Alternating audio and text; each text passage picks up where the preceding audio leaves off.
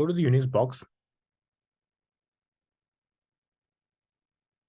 Command prompt. Go to Oracle Home. CD.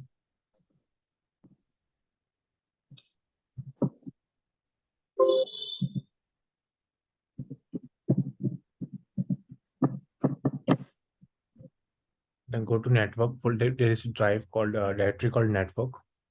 Type cd direct network and tab. Click on tab.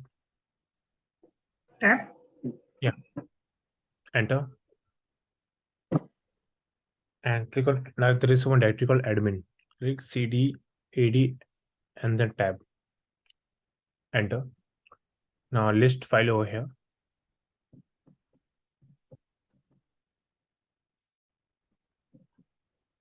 Now cat tns.ora.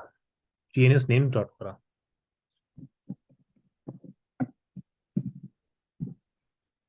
Enter. There's nothing in the tns.ora. Enter. Oh, now you have a file called backup also. Now cat that file tns names.ora underscore backup.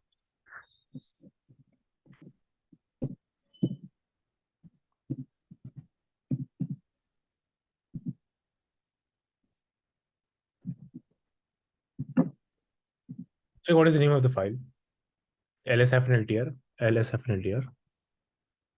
Yeah, cat copy that file name. All right. Yeah, now cat that file.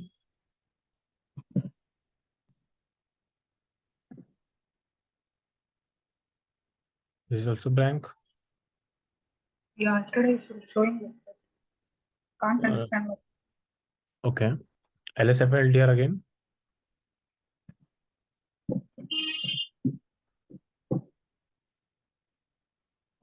TNS, you have 3 TNS files. Okay, let's do one thing. Cat tns.backup.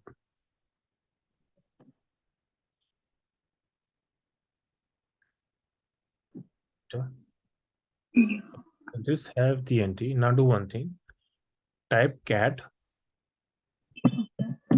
Same command. Can this file name. Now space front arrow. Arrow, not slash. Arrow button. This will be arrow option. Arrow. No.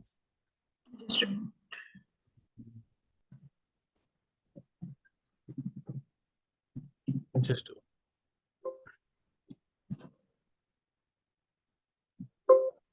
a moment. No.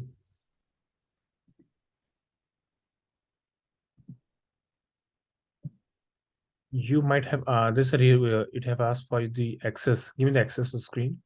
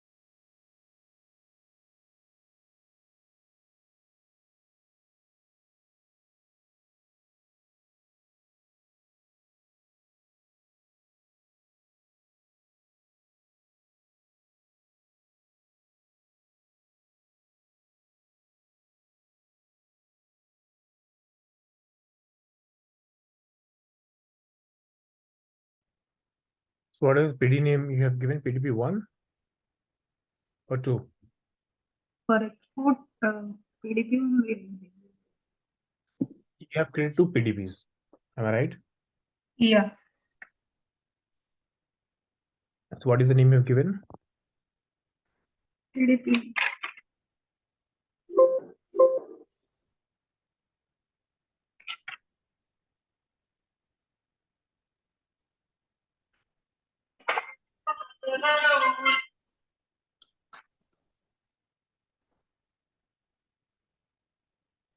So you have test PDP underscore 1, PDP1, test PDP1, test PDP2. So you have this much of PDPs. This no issue.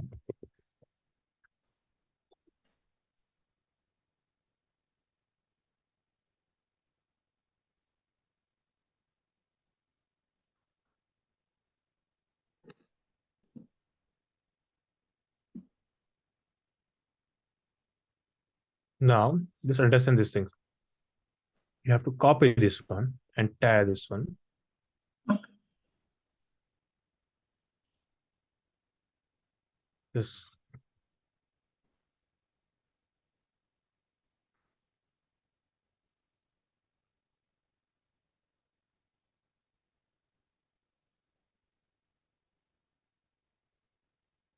copy, paste.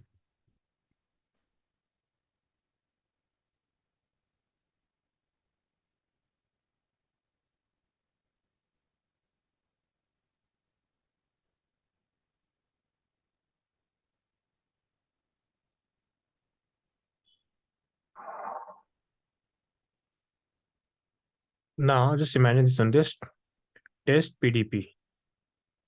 Okay, test PDP1 is test PDP2. This test PDP2 belongs to this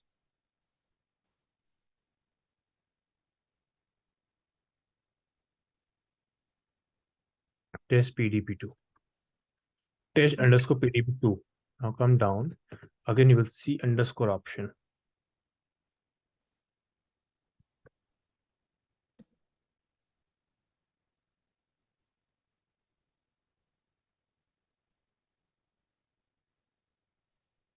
Underscore PDP2. Yeah. So in this way, what you have to do is like, now go to this file.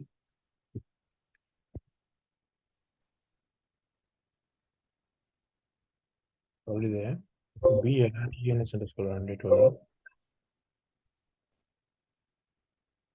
Now we have for like you have created multiple PDPs. For every PDP, you have to give the name of the PDP first. PDP name would be given with the help of show PDPs. You have to give the same name, and then under service name, you should give the listener name which is showing on the listener status. Now, example, now this is my test PDP.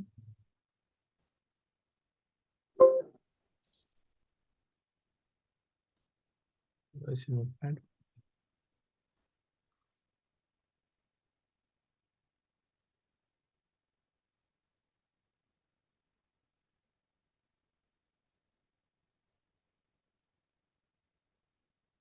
We have PDP2 also.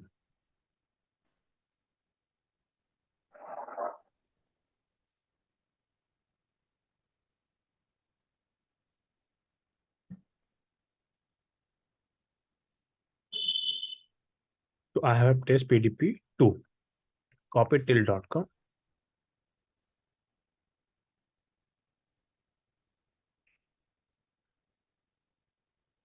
Okay.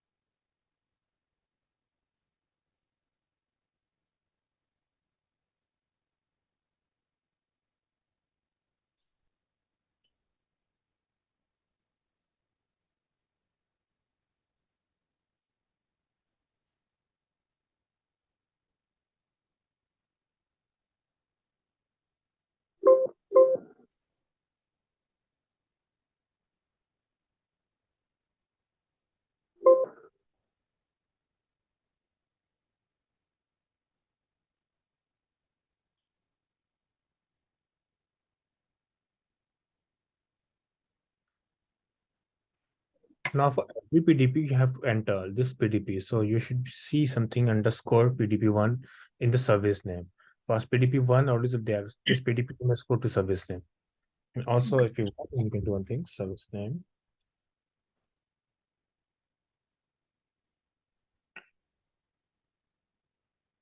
Yes, we active.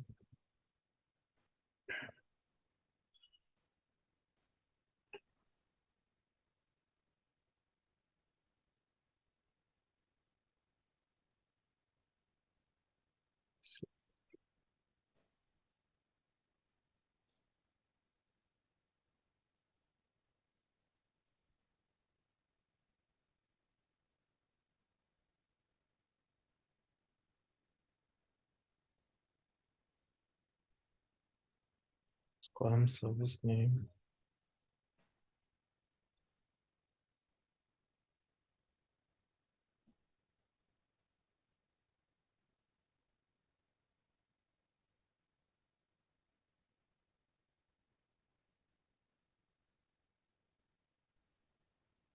Wait, all our active services.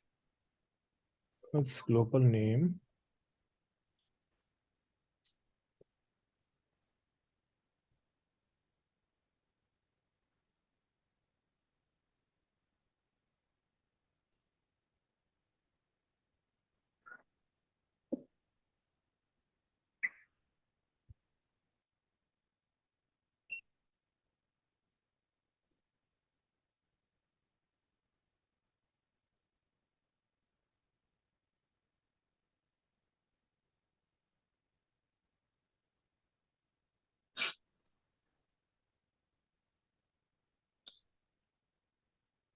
Small font.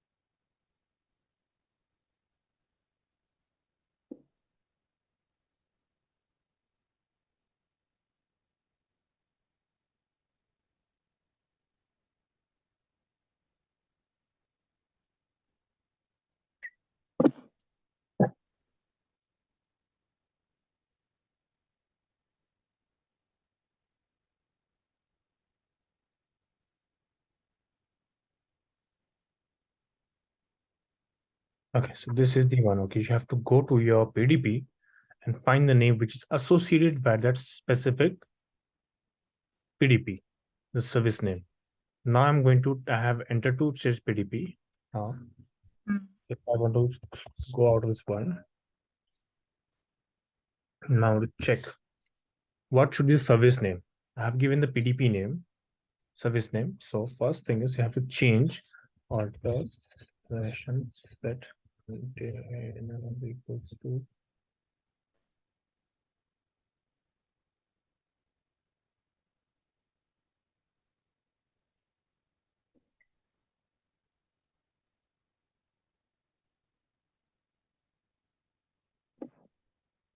select name from video active services.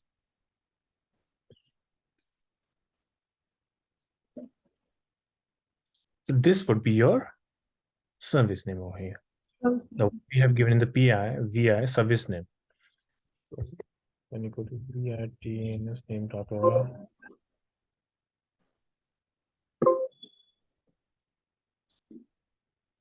So this is going to be the PDP name. Okay. So PDP name address is where its address in the service name. Okay. So if you have multiple database, first is database name. This is a PDP name, database name. That's a unique name. and it's gonna go to the host. So this host have multiple databases name with the same port number.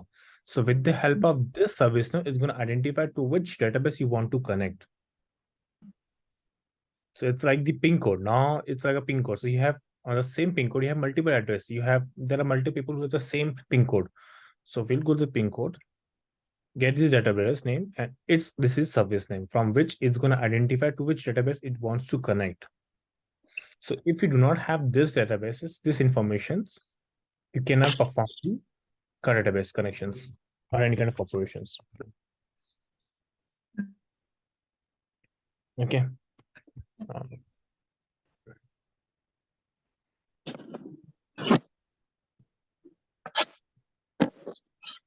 Now you can stop screen sharing.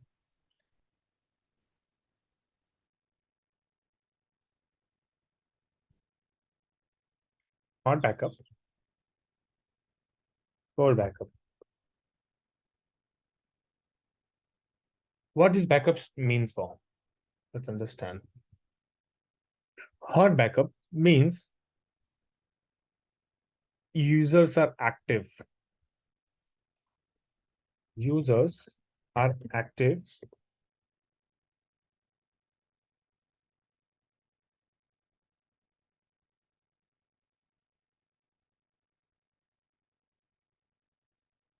second, database is in transactional mode.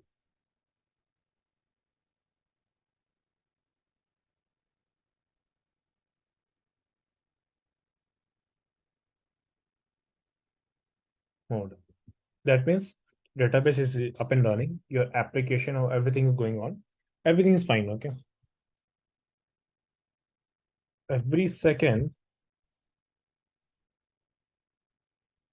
there is DML,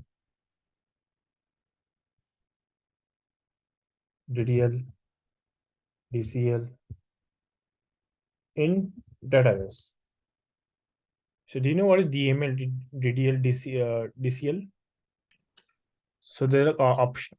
So now you can just figure out what is DML, DDL tomorrow. We'll check that one later on. But let's understand this is DML, data manipulation, data definition. Like somebody's creating schema, somebody is updating schema, somebody deleting schema, somebody is querying that schemas. So there is a number of operations going on. At the same time, you want to back up your databases. Example would be your production. Now you want to take a backup of production database. Do you think you can shut down database for the production? Can you afford that much of time for the production application databases to be down and take a backup? Usually no. No, 100% no. No, none of the company does that. Okay, they want to make sure that the database happens during the online transaction. What the option they can like maybe do off the business hours. Yeah, Off the business hours. Okay, how the business strategies decide backup strategy. Backup.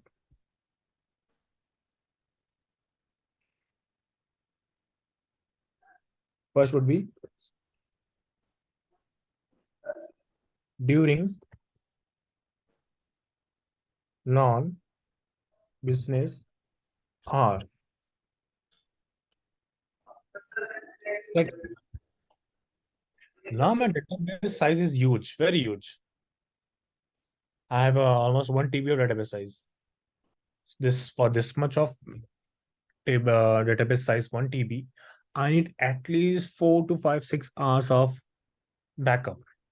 So what they do, full backup called, enter full backup happens in weekend or once in a week. Once a week. Daily would be incremental backup. That's the backup strategy decided by the company. Okay. Now, in case of cold backup, which was old, but maybe some company might prefer to do that. Whether it's a hot backup or cold backup, Your target is that you need a consistent backup. Whatever backup you have taken, the data should be consistent. Target for both databases is same, consistent backup.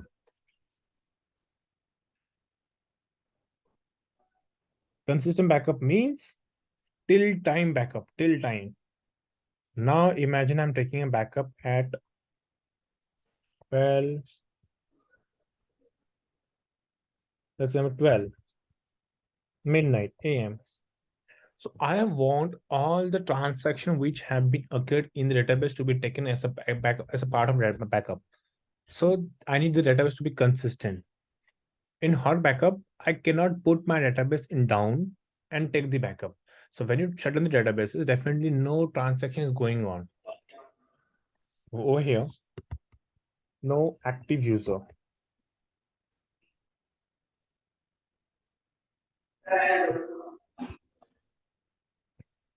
No live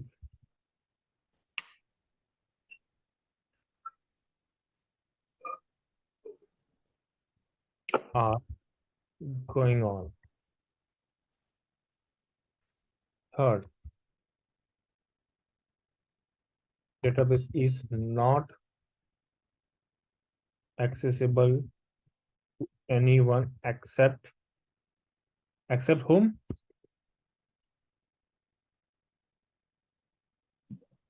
DB.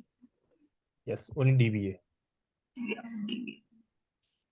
DBA can only access because DBA too needs an access to database for performing backup also. Okay. Now let's see the disadvantages. What would be the disadvantage for hot backup?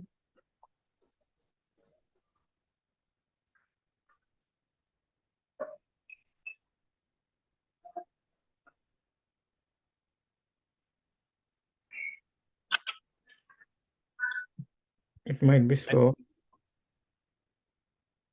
So backup is something which is running on the same database. Hot backup, cold backup, definitely slow because number of users are connected. That means there are some kind of CPUs, RAM being used by the user for transaction. Slow.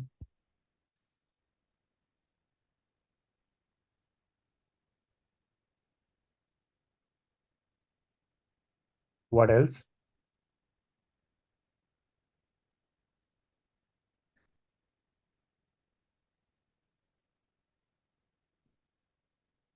There may be chance that some data is missed.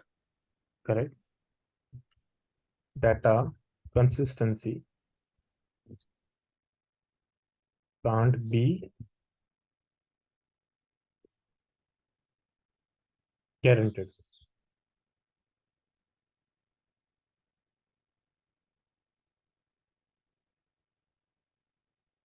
What is the option? What is this?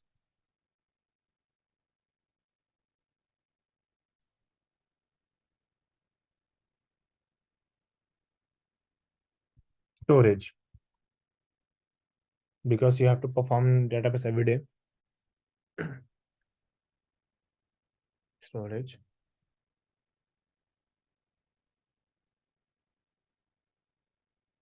Now let's understand what is the disadvantage for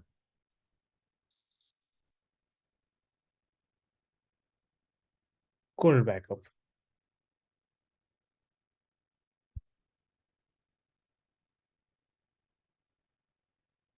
First,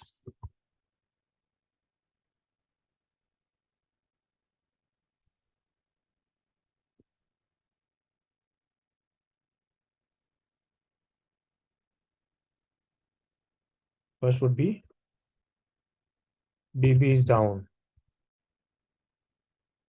So the application, so the end users. Second,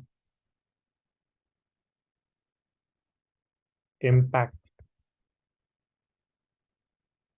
to business because database is down, so nobody can perform any kind of actions. So imagine some company might work 24/7. Okay. Third, manual intervention.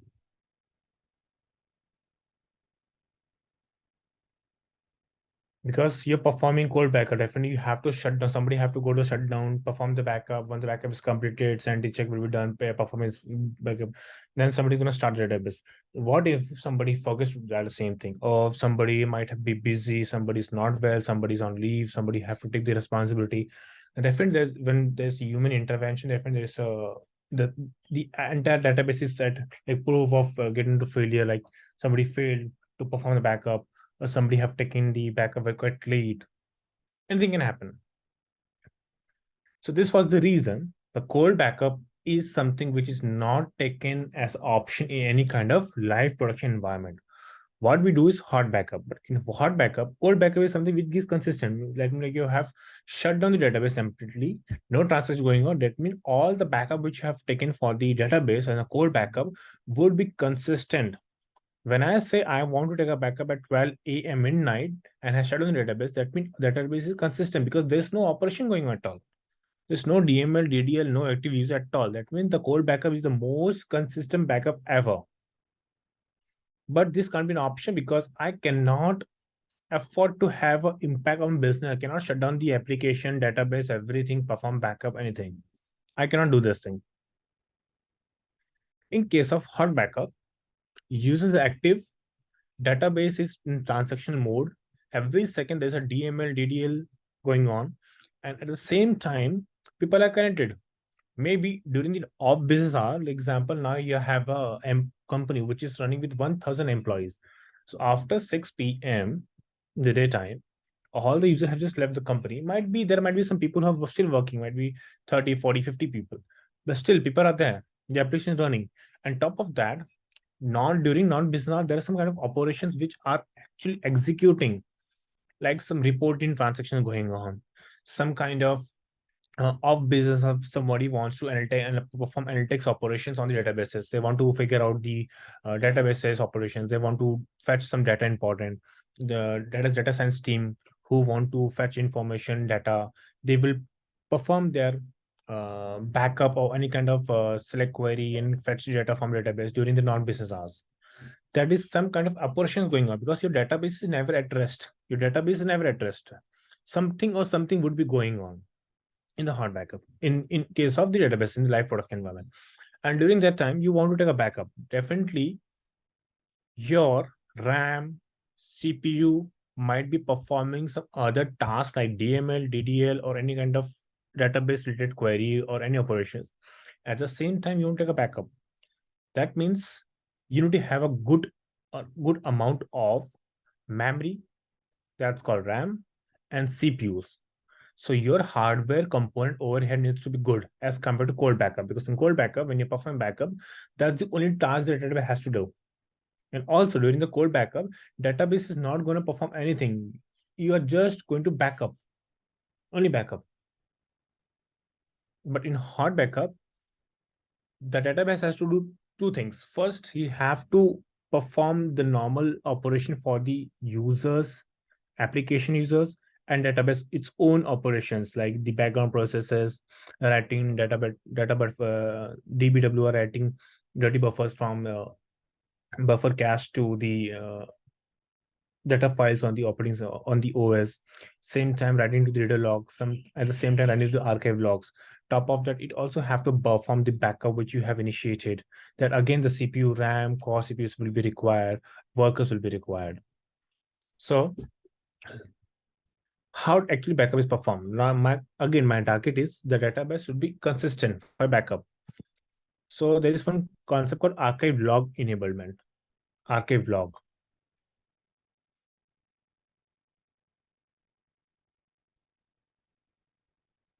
Log. So what is archive log? Every second, every minute, your database is performing some kind of action. It is like you have updated one table. Now you have inserted a table, updated a table. So every second there is some transaction going on. So archive log is something as a log which records all the changes, all the transaction which you have done. Not just records, it is actually records. So archive sends a reader log. This reader log. So what the reader log does? Any idea? You have seen this?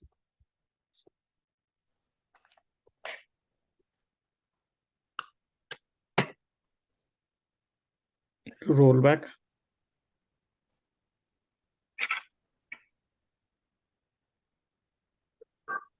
Let's understand.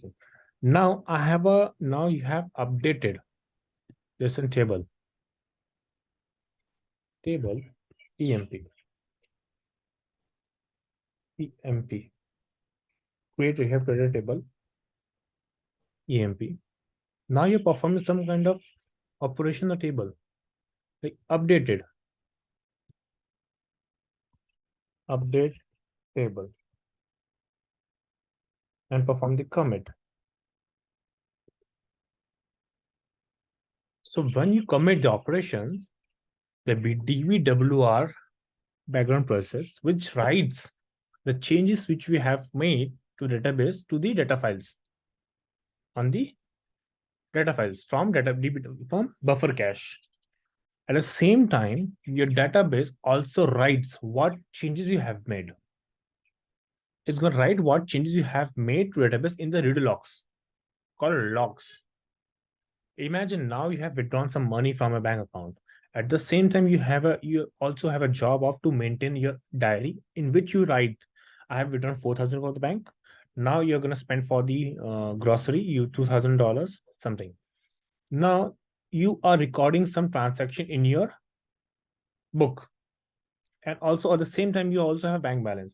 So at the end of the day, now when you're trying to figure it out, that you want to calculate how much you have spent for the entire day, you will calculate with the help of a diary, and you will match with the bank account balance which is remaining.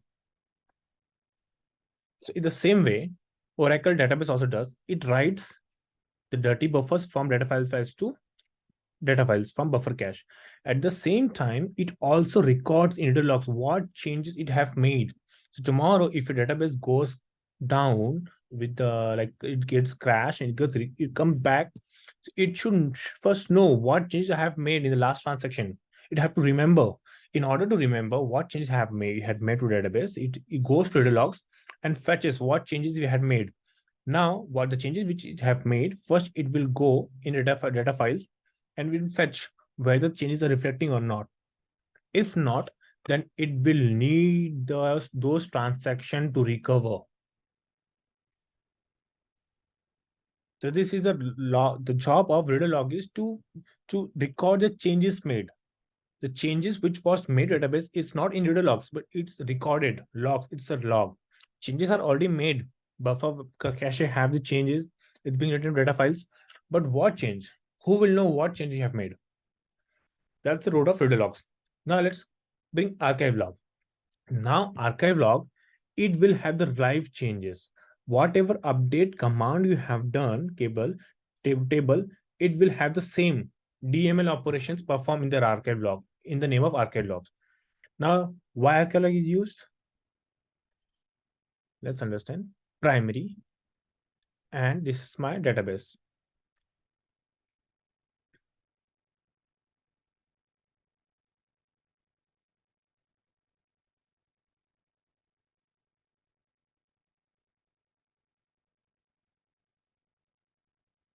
Now, my company have a database. We have two databases. One is primary, one is standby.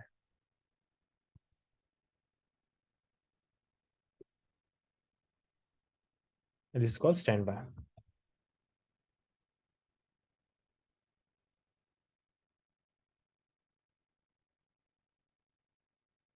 Why if you have primary standby? If tomorrow, this is my operating system, Linux environment, Red Hat Linux, on which I am running my database. Now tomorrow, if I want to perform upgrade, I want to upgrade my operating system. That means I have to shut down the database. I have to upgrade because the Linux environment needs, any environment, if you want to upgrade, you need to restart your operating systems.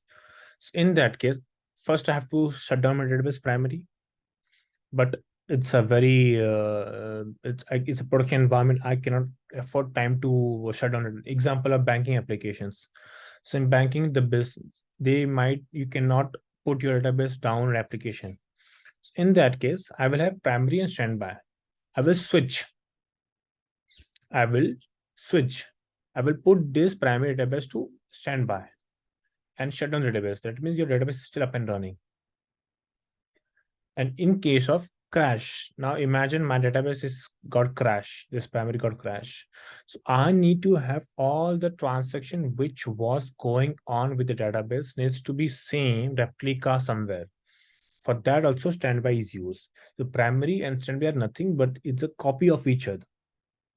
How do you copy each other?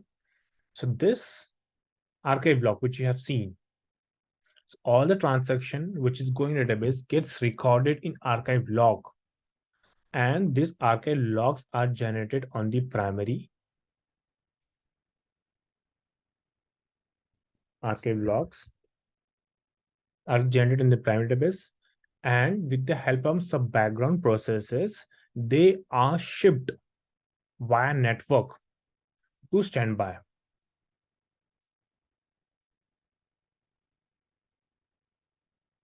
They will be shipped via network to standby.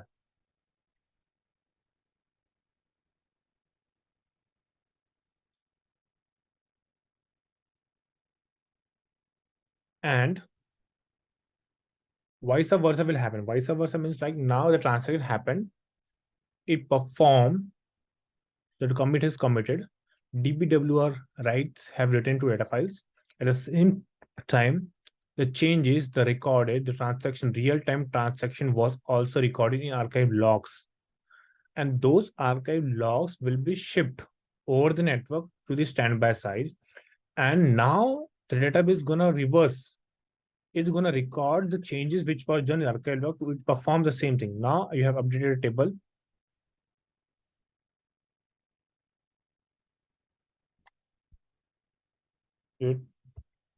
Table emp set emp underscore member equals to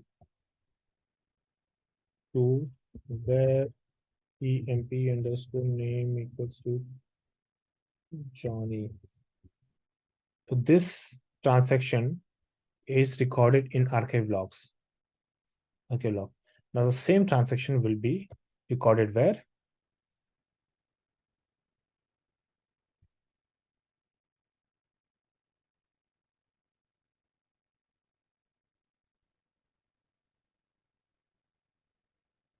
In standby with the help of what?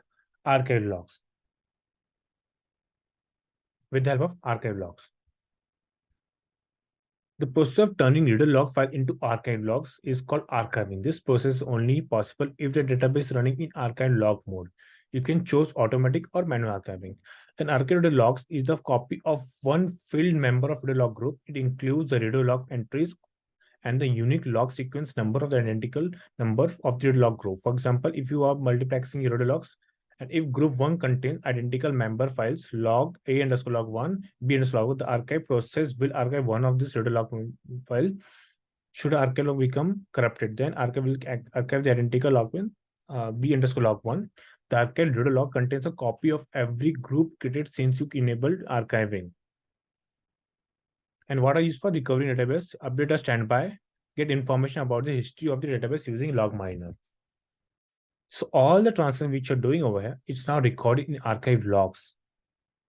And those archive logs shipped to standby side, and the same kind of changes which you have made on the primary would be applied to the standby. Now there are two standbys. One is active standby, one primary standby, just standby. Active standby means in case you can perform the role switchover. You can turn this primary into standby and this standby into primary. That's called active standby, active transfer. And that's why we use archive logs. And there are more useful of archive logs. Now imagine I have one primary database. That's a primary. Only one database. single node database. Database size is 2 TB.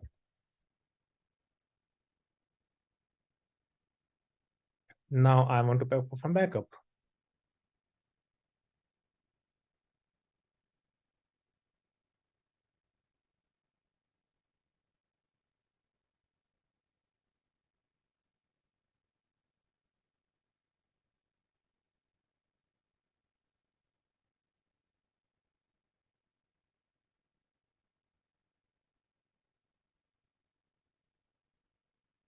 Now on Sunday, now I want to perform backup. Backup Sunday.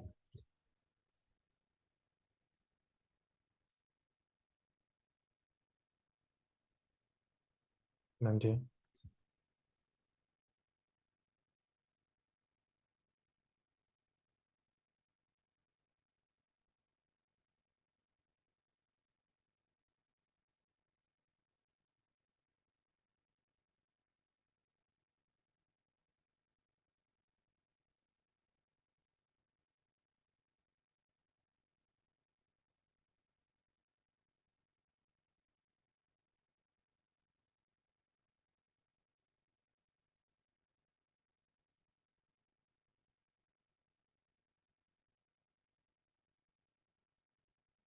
Now, if I want to perform backup of this database to DB production, it's a production environment. PR to production. Now, do you think I can perform? Do you think I have to perform the backup of the production environment daily? No, I think the same. Do the hot backup of the daily, the incremental, and then do the full backup on weekend. Yes, the reason is on Sunday, I will take a full backup called backup level 0. It's called 0 level backup. Backup. Full backup. Okay. That means now database was full backup. The size of database would be backup size would be around like might be 250 GB. Because now I have also, with the help of compression size, I have done 250 GB. Now this backup takes how much time? 4 to 5 to 6 hours. Okay. If I am performing backup, daily backup, full backup every day, so like 5 to 6 hours I have to spend for the backup itself. Up on top of that, I need to have 250 GB of database backup. Top of that, every company maintains their last backup recovery backup history for at least 5 to 6 months. 5 to 6 months, every backup which I have taken. Let's example, take today I have a backup of 250 GB. Now this backup will be in my storage on this storage for next 6 months. And after that, I will delete my backup, old backup, if tomorrow. Okay. So just imagine 250 into 60. How much of memory will be used, storage will be used. So you need huge number of huge memory data storage for the storing the backup. Instead of that, what I will do, I will put my database in archive mode.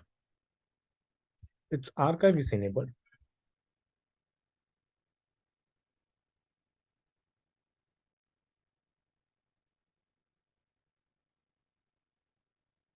Archive is enabled. Now, instead of full backup, on Monday, I will perform incremental backup called backup level 0. Incremental backup.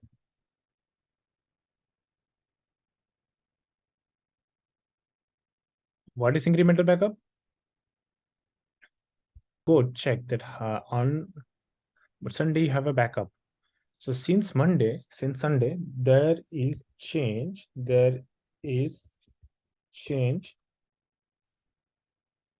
only of 100 GB data. So now it will back up only 100 GB. the recent changes which was done from the last backup, only those things would be backed up. And now my backup after the incremental size is 25 GB, which is quite affordable. This is meant 50 GB, whereas 250 GB and 25 GB. Now this is one. So every day, on every weekday, I'm going to perform my incremental backup.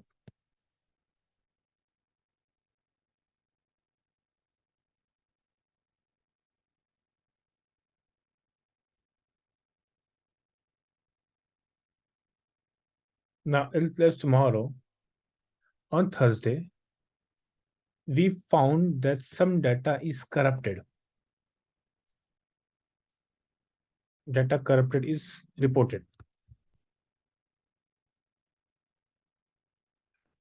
Now, data corrupted is reported. Unless you do not fix data corrupted, you cannot perform the backup. Your backup won't happen. Your backup won't initiate, by the way, if database found, because when you initiate a backup, the first thing the backup is going to do is going to check the validation of the data. It's called validation of the, it's called validity of the data, validation of the data. If there is any corruption in the database, you cannot perform any kind of backup. Forget a backup, you cannot even perform any kind of patches in the future on database. Now I have to roll back either between Wednesday and Thursday. Wednesday and Thursday. Not exactly Wednesday, because at the half of my business hour, the data corruption was reported. Might be at the end of the day, while taking a backup, I came to know that there is corruption. But I don't know what is the time of the corruption. I have no idea. On top of that, some of my entire business day is completed. So I need all those transactions which have happened for the entire day. Where those will be recorded? In archive logs. What is archive log? The recent transaction which you have done for the database. It records all these transactions. So with the help of archive logs, now in between this, it's the gap between this one, okay?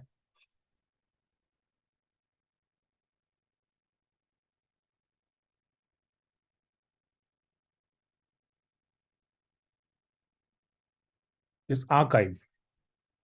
Now what I will do, I will restore database for my complete backup. When was the complete backup taken? Sunday. I will apply incremental backup, restore backup till Monday, Tuesday, Wednesday. And on Wednesday, I'm going to wait for some time. I'm going to record the archive. So archive is something, how it happened. Like archive is something like ARCH underscore PRD. Name of the database, SID name underscore 3455 dot ARCH. Again, ARCH underscore PROD underscore 4567.ARCH. So you can see the number is also maintained. Okay, it's a incremental number. Now what I will do, till Wednesday, I will apply the incremental backups which I have taken, will restore with the help of that one. And then I will apply this archive manually till the time I cannot see any issue. Till Thursday midway, I will apply this archive logs. So archive log is very important because every transaction which you do for the database gets recorded in the archive. So instead of performing the entire backup, I will put my database in the archive board. At the end of the day, I will take the backup of the archives. Now, instead of there's two options. I can take the backup of the entire database, plus I can take a backup of archives also with the help of RMAN. Later on, we will do that one. But now, everywhere there's a gap. Tuesday, Wednesday, that gap is filled by the archives. And I can take the backup of the archives also. So the goal over here is for the archive is that you can perform on time or till time recovery with the help of archives. Lakshmi, did you got this one? Yes, Vivek. So archive is an optional. When you start a database, archive is optional. It comes and you can shut it down manually or you can start it down. Example, let's see our database, whether it's in archive mode or not.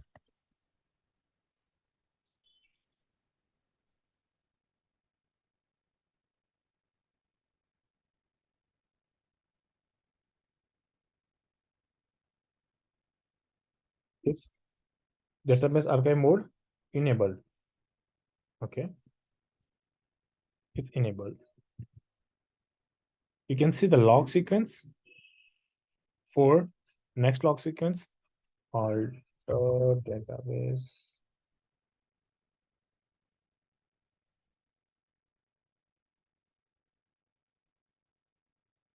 log file. I think that's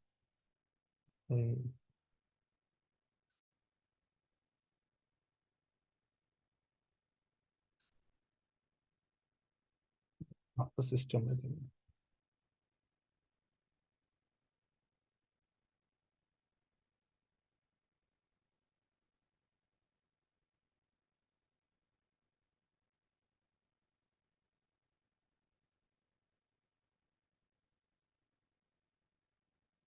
This is the archive log format. You can see the archive log format.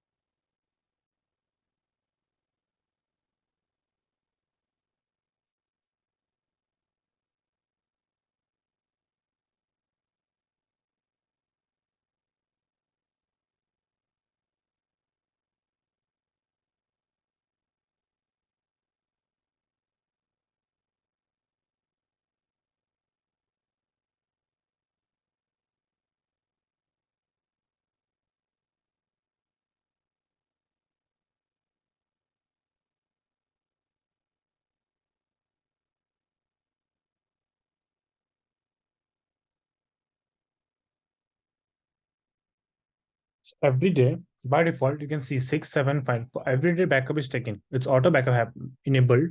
So every day this archive have taking backup with the name of .arc process. So this is the archive live. And this is the destination. You can see what is 250 GB. So this is the size set for the archives to store in a directory. So you can enable, you can increase this or decrease this. It depends on you. Yeah. So sometime if you do not want to hold a huge number of archive logs, what you can do is like you can set this memory, and once this memory gets full, your archive won't generate more archive logs. It's gonna stop there. So you can take the backup and delete this manually.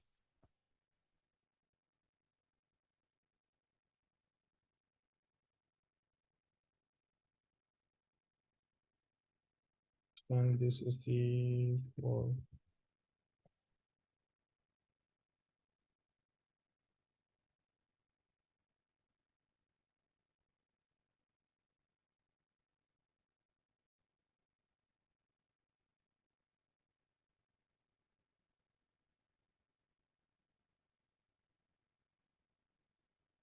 the backup is taken for the archive logs. 24.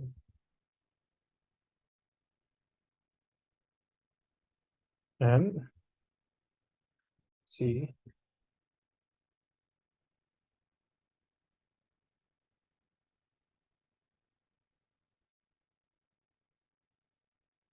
how to enable disable the archive log, change in database archive log. Right now, I can see the archive log is enabled. Against the archive log list. Archive mode, automatic enabled. It's enabled. Now, if I want to disable it, first I have to shut down database. Shut immediate.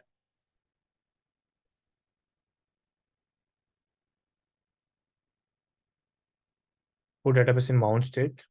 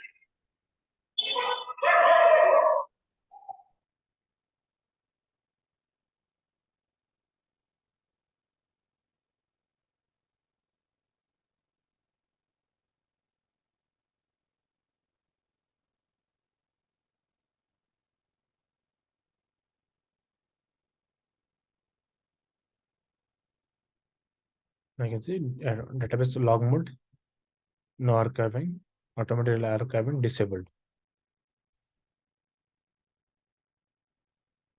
It's an optional process, okay? And once you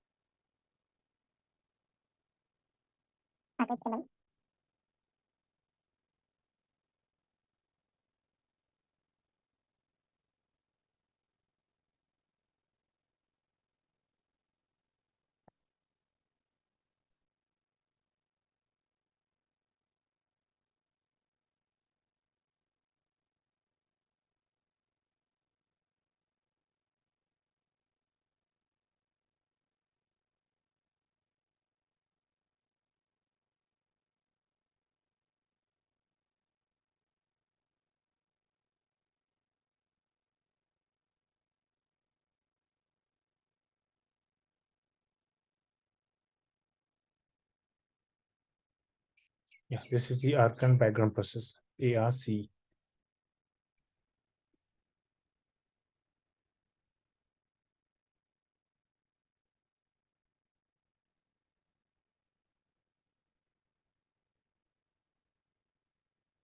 This is also dev database. So now if I shut down the archive,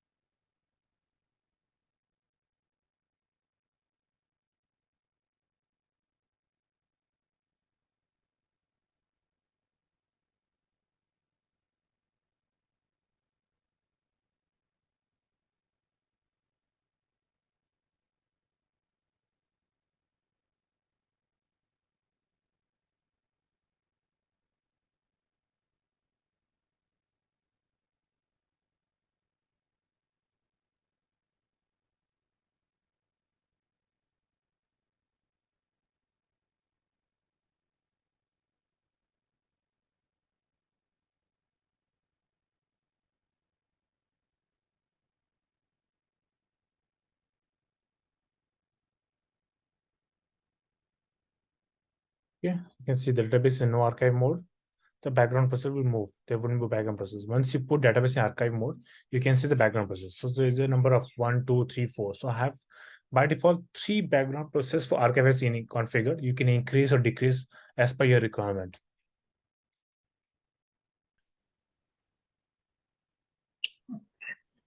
Okay, then let's catch up tomorrow. Okay, tomorrow, good morning.